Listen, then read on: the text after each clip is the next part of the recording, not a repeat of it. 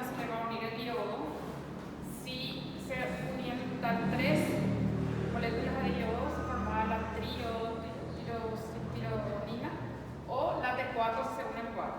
Una vez que se forma dentro del coloide, vuelve a depositarse y espera hasta que haya un estímulo para su liberación. Podría salir del tiroides como T3 o como T4.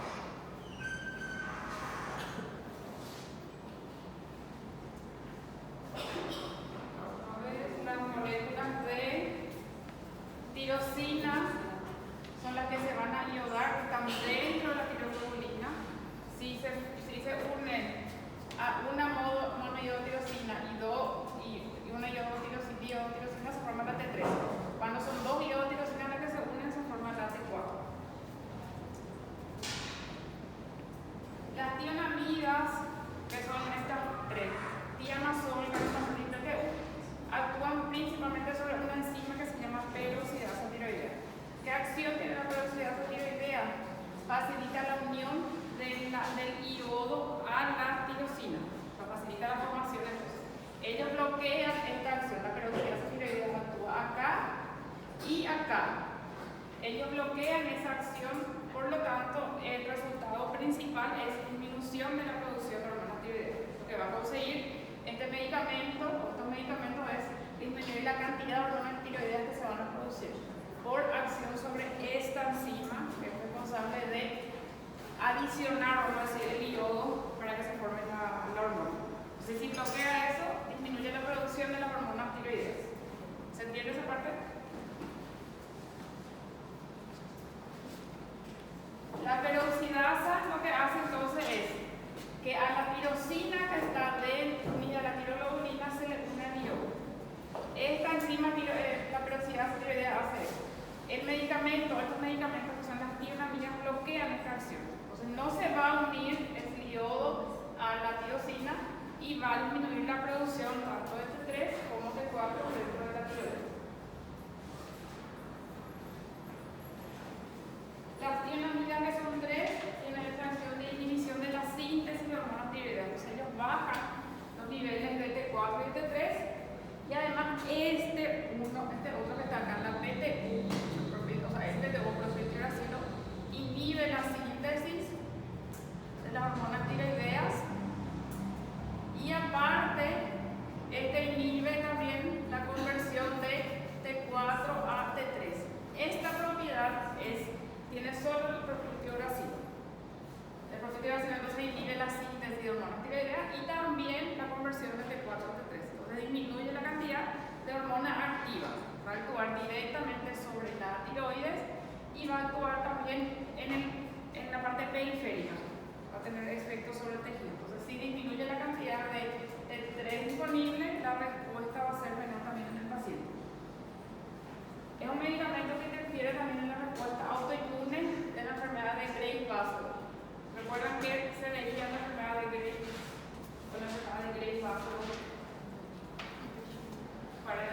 ¿Por qué se producía esa patología?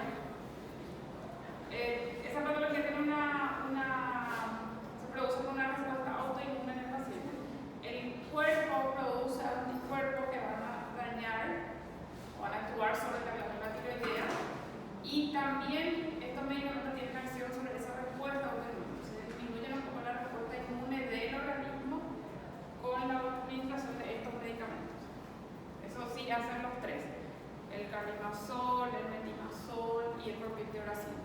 Tienen esta acción.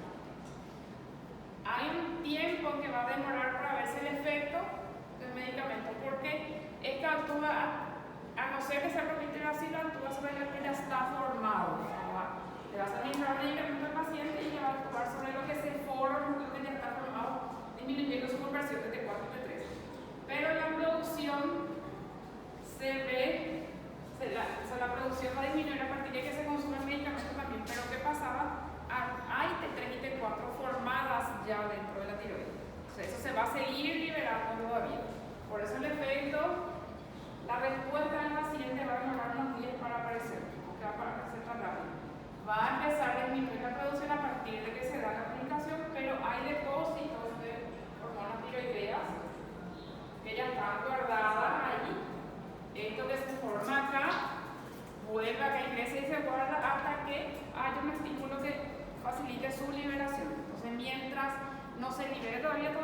va a seguir viéndose la respuesta del paciente. Va a actuar a partir de que se le limita, toma el medicamento y ahí va a empezar a actuar. Sobre lo que está formado no tiene acción, eso va a tener que seguir liberándose todavía. Y a no ser que sea el propiltiolacilo, sí, ahí va a frenar la conversión de T4 a T3. Es decir, tiene esa acción adicional.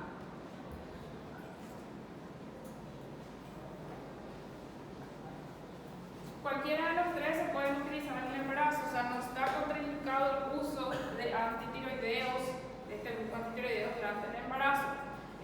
La paciente que tiene tanto hipotiroidismo, que tiene que tomar hormonas tiroideas, como el hipertiroidismo, tiene que tratarse durante el embarazo.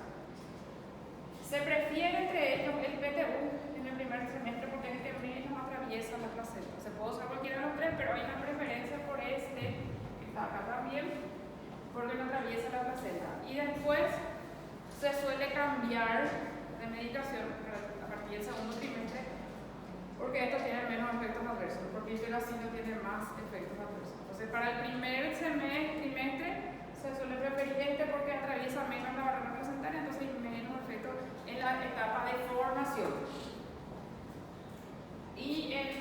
Pero como también puede tener efectos adversos, entonces para el segundo y tercer semestre se suele cambiar por cualquiera de los otros dos, porque tienen un poco menos de reacciones adversas en la paciente y en el bebé.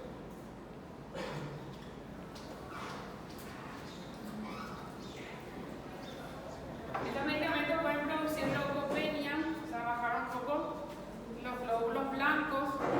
Eso es frecuente, una reacción que se puede ver frecuentemente, pero pasajera, o sea, va a tener algunos días, después eso le pasa. Puede tener lesiones en la piel, puede tener fiebre y artralgias. Esto sí indica que hay que cambiar el medicamento. Eso sí es una indicación para suspender el medicamento y cambiar. En caso de fiebre, lesiones en la piel en el paciente. Si le damos mayor cantidad de lo que tiene que ser, va a pasar lo mismo que pasaba con las hormonas tiroideas. Las hormonas tiroideas producen hipertiroidismo si es en exceso, y estos medicamentos van a producir hipotiroidismo. Entonces también se tiene que regular su administración, o sea, la dosis durante su administración para evitar llevar al paciente a un hipotiroidismo. En el caso de que el paciente presente fiebre o una infección en la faringe, que puede ser relacionada con este tipo también de infección, entonces se tiene que suspender la medicación. Se le tiene que decir al paciente que suspenda la medicación, se haga un hemograma y ahí vaya a mostrar ese hemograma y ahí se decide si va a seguir o no con la medicación.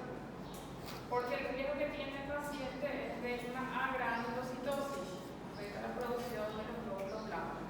Si el paciente toma el medicamento y empieza a presentar fiebre, se le dice que pare, que acuda al médico, se le hace un análisis, un hemograma, se ven cómo están sus glóbulos blancos y si está con una granulocitosis se suspende la medicación y ya no puede recibir ni ese medicamento ni ninguno de ese grupo, porque es una reacción adversa que pueden producir esos medicamentos. Next etapa, eso que está girando acá. Los primeros meses se suele ver, está bien el paciente y de repente reacciona, puede presentar fiebre, se ve la granulocitosis, que produce anticuerpos, el medicamento también, se suspende la medicación y ninguno de ese grupo puede recibir, se puede reaccionar igual de la misma manera. Si estaba tomando PTU, presenta eso, suspende la medicación. Si estaba tomando, y no toma, no se le da ninguno de los otros, ni metimazol ni carbimazol. Si estaba tomando metimazol, se suspende y no se le dan los otros dos, porque esa reacción puede ser también con otros grupos, con otros medicamentos de ese grupo. ¿Sí?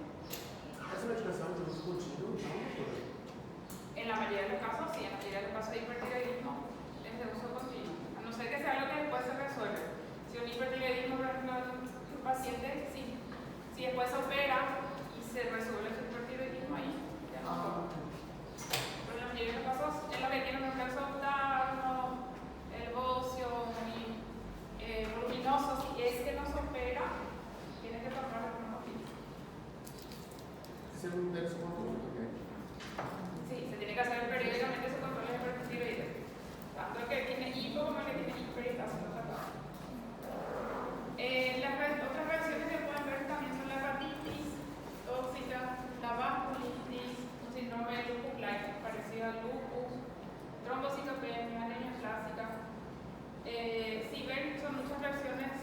carácter inmunológico, o sea, puede despertar la respuesta inmune en el paciente. Estos medicamentos pueden producir unas reacciones que son inmunológicas, como la granulocitosis, la artritis, un síndrome que es similar al lupus, afectación sanguínea de otras líneas también. Acá decía de granulocitosis, glóbulos blancos, plaquetas, glóbulos rojos también se puede ver. Se puede producir efectos adversos en el paciente relacionados con la respuesta inmune.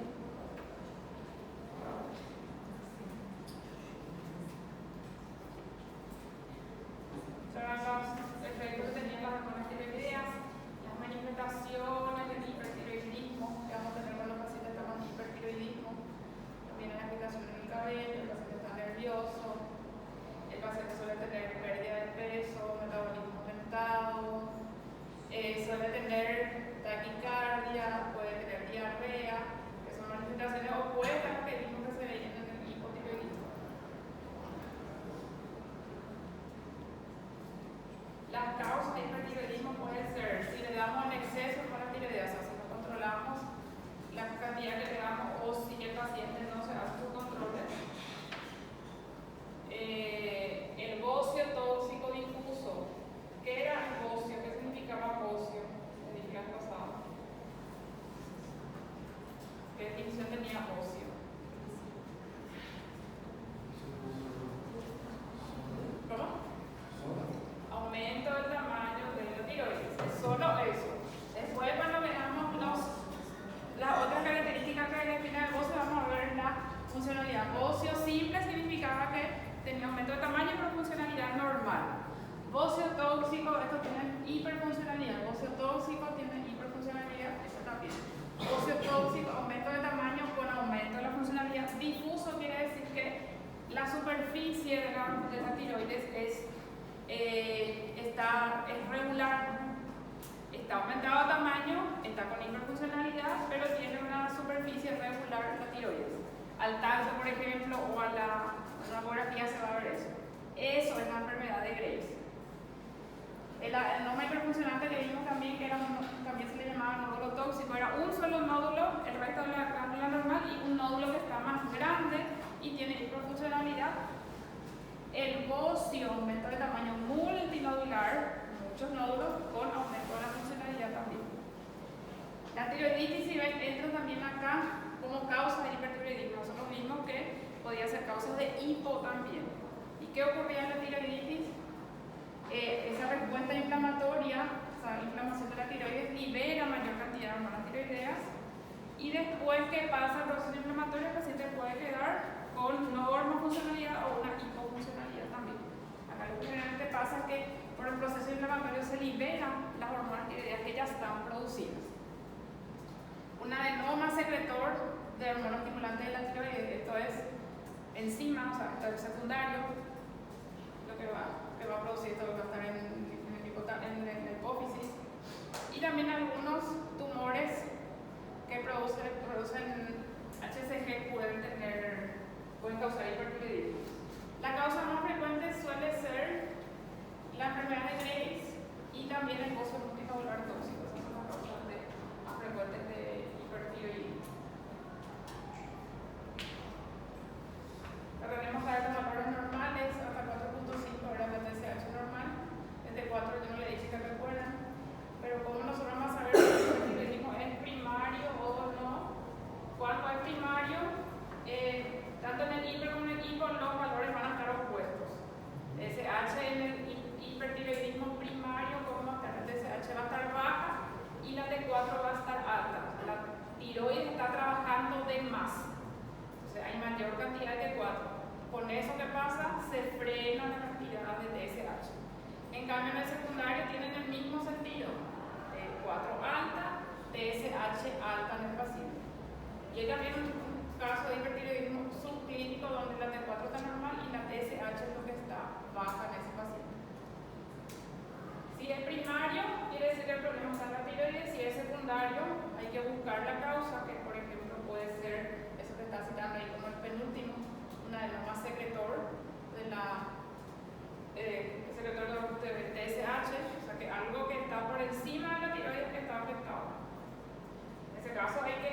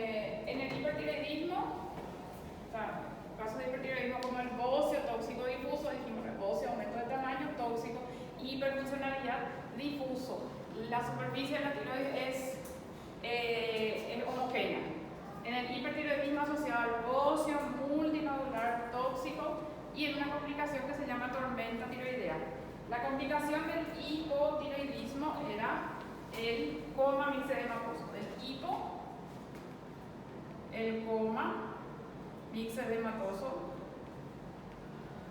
y la complicación del hiper. Este pone en riesgo la vida del paciente y este también. La complicación del hiper se llama tormenta tiroidea. Del hipo, coma mixedematoso, del hiper se llama tormenta tiroidea. Y esa complicación se puede tratar, entre otros medicamentos, con las tianamidas. Estos casos se suelen tratar en la mayoría de los casos, con fármacos. En algunos casos se puede tratar con cirugía, el óseo, si es que tiene algún compromiso de alguna estructura, si comprime alguna estructura, o también con fines estéticos, si le molesta mucho al paciente se puede hacer. Donde no está indicado que se hagan tianamidas es la tiroiditis. La tiroiditis suele ser transitoria, donde se produce la liberación de lo que está formado. Si vos le das tianamidas, después ¿en qué se puede convertir esa tiroiditis? Si se le da tianamidas, por eso está contraindicada su medicación.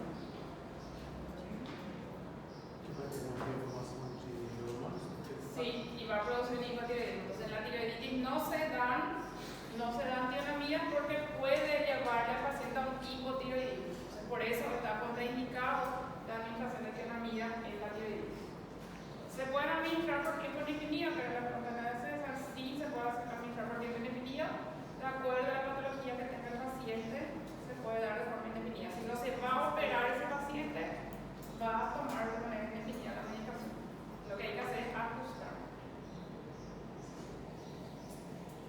Los tres son el clopidogrel, metilmazol, metilmazol y carbimazol, que están disponibles para administración por vía oral.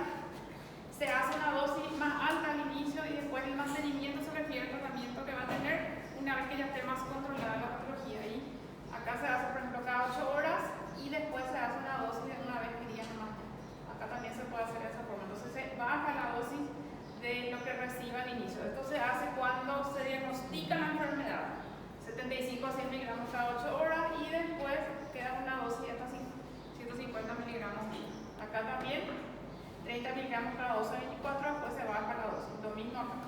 Entonces se hace al inicio cuando se diagnostica la enfermedad, porque suele estar descompensado el paciente, una dosis mayor y después se baja esa dosis de medicamento. ¿Cómo? O mais utilizado geralmente é o metilmazol. El metilmazol es el que más se suele usar. No hay nomás, acá lo que hay en el sistema público es clopidogrel, por eso se le suele dar a los pacientes, pero el metilmazol se considera el más utilizado. Si es que le vas a indicar fuera de lo que es del sistema de salud, el metilmazol lo que más se le suele dar. El clopidogrel y el metilmazol lo tiene más uso.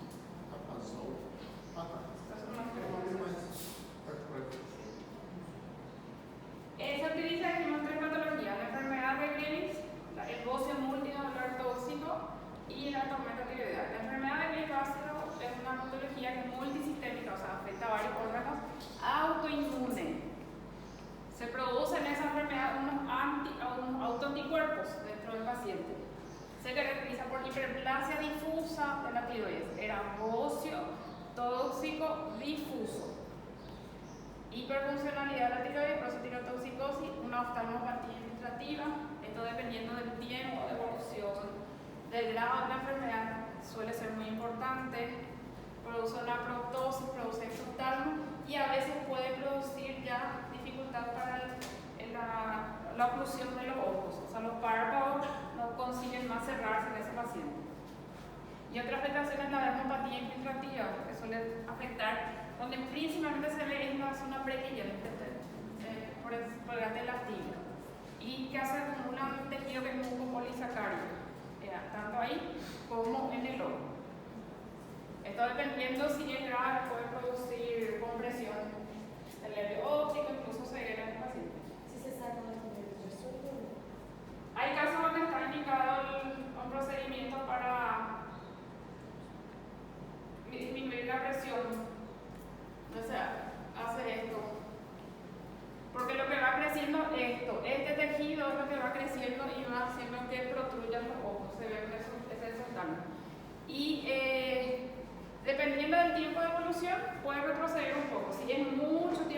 inhibición ya no suele retroceder. Con el procedimiento lo que se hay riesgo de que tenga ceguera para el paciente, ahí sí se saca los huesos acá, para que se distienda un poco más este tejido y disminuya la presión que tiene ahí en el ojo del paciente.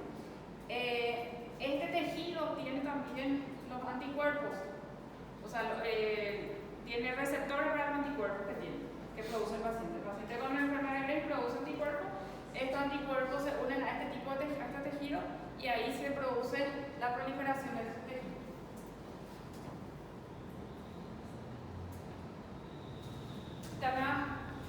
La neuropatía pretibial, o mixedema pretibial, que se suele ver en las piernas también, en la zona pretibial. La otra complicación es la oftalmopatía, la orbitopatía tiroidea, con los ojos que están saltones, protrusiones puede producir, suele tener inyección conjuntival. También se ve ya después el exoftalmo, pueden no ocluirse totalmente los párpados, pueden llegar a tener visión borrosa, puede perder la visión del paciente. Y ahí, en ese caso, se ve la diferencia. La paciente que antes del tratamiento y la paciente después de un tratamiento. Se pueden hacer corticoides, no más, pero si hay riesgo de que pierda la visión, ahí se tiene que hacer la retirada de los huesos como para que se pueda expandir más. Otro normal. Si es que es muy importante, no, si protruyó mucho ya y de mucho tiempo, ya no se normaliza. O sea, si el tiempo de evolución no es muy largo, ahí, y no es tan importante, ahí sí pueden volver. ¿Qué se produce en esa enfermedad? Autoanticuerpos. Esos anticuerpos que se producen dentro del paciente se unen a los receptores de TSH en la tiroides. Acá está. La tiroides, recuerden, es estimulada por los receptores, por la TSH. Acá son receptores. Y estos anticuerpos lo que hacen es unirse al receptor de TSH y estimular la producción de hormonas tiroideas. Estos receptores también son los que tienen efectos sobre el mixedema y sobre la oftalmopatía. Al paciente que tiene la enfermedad de Graves, cuando está avanzada, cuando la floría, es relativamente fácil de sospechar. El paciente que viene con una clínica de que no puede dormir bien, que tiene taquicardia, que tiene diarrea, que viene con ese exoftalmo, es relativamente fácil hacer el diagnóstico. Antes de tanta, en un cuadro tan florido puede ser un poco más complicado. Acá la complicación que es más grave suele ser la oftalmopatía. Y es responsable de la mayoría de las respuestas estos anticuerpos que son producidos por el paciente, por el organismo del paciente. Y estas piernas mías tenían acción sobre la producción de hormonas tiroideas y también decía sobre la respuesta inmune que hay dentro de la enfermedad de Graves. Entonces, también puede disminuir un poco la acción de los anticuerpos, las tionaminas. Esa es la primera patología, la enfermedad de Graves base o el bocio tóxico difuso. ¿Alguna duda de esa parte? La otra enfermedad es el bocio multinodular, que también es tóxico. Bocio, aumento de tamaño, tóxico, aumento de la funcionalidad, y multinodular. Acá hay varios nódulos de tamaños diferentes. Eso se suele sentir a la palpación ya del paciente, incluso a veces se puede notar. Hay bocios que son gigantes, producen información también del cuello, de la apariencia del paciente. Ahora se ven menos. Anteriormente había mucho más déficit de yodo. Sí. Y se veían bocios que eran muy importantes. Ahora se ven menos ya. Acá, en el caso del bocio multinodular, hay que hacerle su perfil tiroideo, hacerle su tratamiento al paciente. Si hay alguna sospecha de que un nódulo puede tener alguna característica maligna, hay que hacer una ecografía también al paciente. Este tipo de bocio se tiene que comprar porque esto no va a volver. Por más que le dé tiene amigas, puede retroceder un poco el bocio, pero no va a volver al tamaño normal la tiroides. O sea, eso sí está indicado que se opere. Y la otra enfermedad es la tormenta tiroidea, que es la complicación del hipertiroidismo, que produce fiebre, alta, mayor a 40 grados, esta que está acá, produce taquicardia, produce alteración del nivel de sodio en el paciente, suele producir hiponatremia, que produce disminución del nivel de conciencia del paciente, se produce mucha sudoración y también parestesias, que son los formigamentos en el paciente, eso se ve.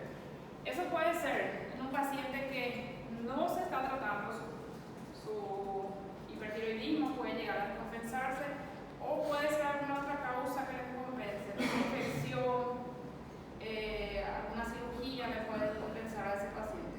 El embarazo generalmente le descompensa también a las pacientes hipertiroides. Y también se recomienda que cuando un paciente hipertiroideo se controle bien antes de su cirugía. Puede tener indicación de cirugía, pero primero se tiene que controlar la enfermedad porque manipular también la tiroides puede producirle la tormenta tiroidea. O sea, que si es que no se le controló, no se le hizo bien el tratamiento prequirúrgico, al manipular, al tocar la tiroides, se puede liberar mucha hormona tiroidea y producir también la tormenta tiroidea. O sea, tiene que tratar antes de su procedimiento, tiene que tratar ese paciente. En estos tres casos, entonces se pueden usar las tionamidas en la enfermedad de Graves.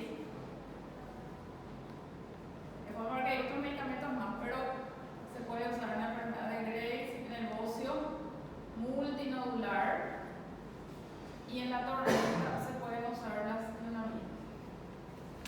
¿Cuál es que va a tener un efecto más potente de parece a ustedes? Entre los tres que están, el tiamazol, el carbimazol, el propitiracilo, ¿cuál puede tener un efecto más potente?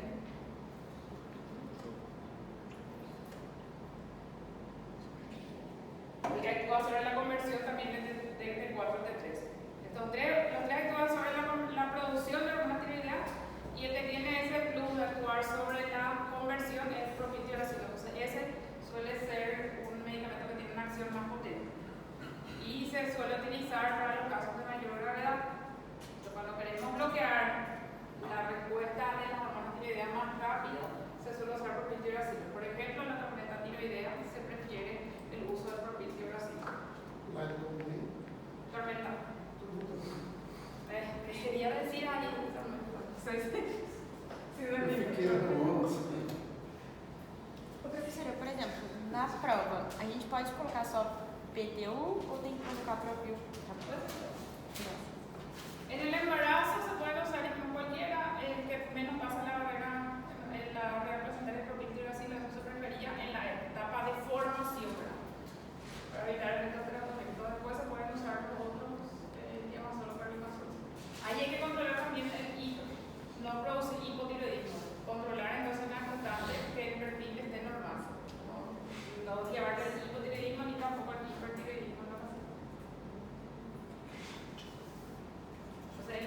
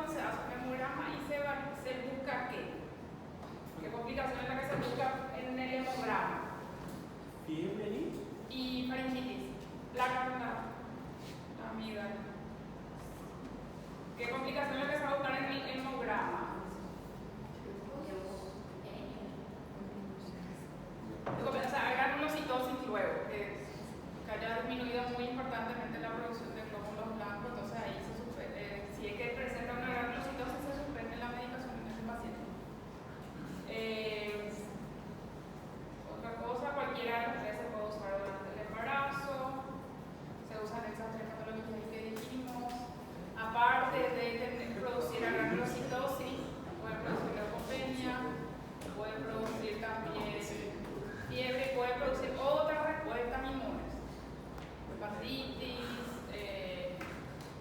trombopenia, también anemia, por ejemplo, puede ser.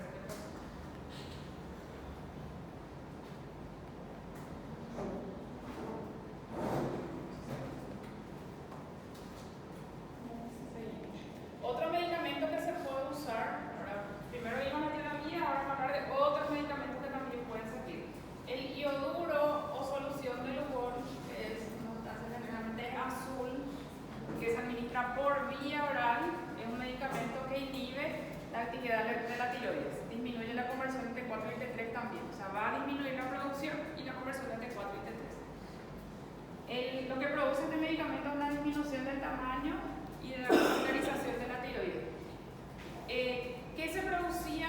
O sea, se podía producir un hipotiroidismo por déficit de yodo, te dije en la clase anterior, pero también por exceso de yodo. Cuando el paciente tiene exceso de yodo se puede producir un bloqueo de la tiroides. Entonces, eso es lo que hace este yodo. Bloquea la tiroides y ya no se va a producir o va a disminuir la producción de hormonas tiroideas por la tiroides. Disminuye la producción y disminuye la conversión también. Se utiliza en dos casos. En la preparación quirúrgica, en un paciente que se tiene que operar y en un paciente que tiene tormenta tiroidea también. Entonces, para la tormenta se utilizan dos medicamentos. Ya me voy a anotarlo porque hay otros más que se utilizan también. En la tormenta se utilizan las tionamidas, de preferencia PTU porque tiene una acción aparte por el bloqueo de la conversión de T4 a T3, y también en la tormenta se puede usar el Lugol, que es una solución que tiene iodo. El iodo es una sustancia que puede producir reacciones alérgicas, entonces puede producir reacciones de hipersensibilidad. Se administra una dosis de 50 a 150 miligramos al día, gotitas esto, y se puede administrar por 10 a 14 días, más que eso no. Las tionamidas se dan por tiempo indefinido, el paciente puede tomar por meses, puede tomar por años la tionamida, pero el Lugol solo se puede dar por 10 a 14 días. Entonces, si vas a usar la tormenta tiroidea, se usa hasta 2 semanas. Si vas a usar como prequirúrgico, también se utiliza hasta 2 semanas esa medicación, aunque eso no está indicado que se use. En la preparación del paciente que se va a operar se usan varios medicamentos porque se trata de controlar la enfermedad para que disminuya el riesgo de complicación durante la cirugía. Por eso se tiene que controlar. No está indicado en embarazadas ni en mujeres de la lactancia. Entonces eso no se puede dar en pacientes embarazadas. Tionamidas sí se pueden dar, el ioduro o el Lugol no se puede aplicar en pacientes embarazadas.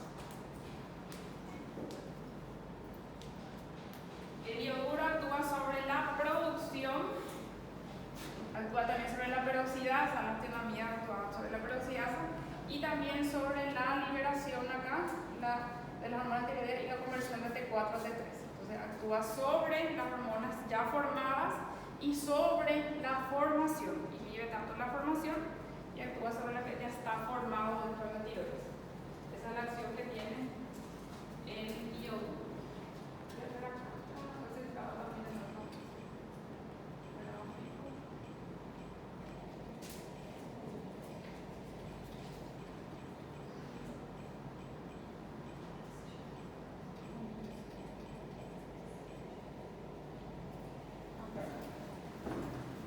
En la liberación y también en la producción, o sea, actúa sobre la peroxidasa.